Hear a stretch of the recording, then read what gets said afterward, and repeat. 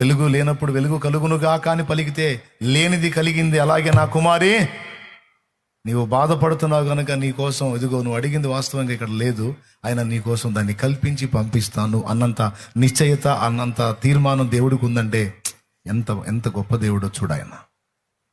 దేవునికి మహిమ. ప్రార్థనలు అడిగేటప్పుడు ఏది చూడాలి? విశ్వాస నేత్రాలతో కార్యాలు జరిగినాయి అని చూడాలా, జరుగుతాయి జరగబోతున్నాయి అని చూడాలా?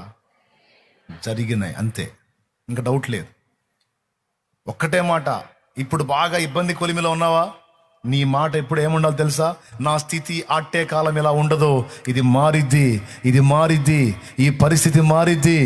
నేను కూడా ఆశీర్వదించబడేటువంటి శుభ గడియలు వస్తాయి, నేను కూడా దీవించబడే రోజులు వస్తాయి.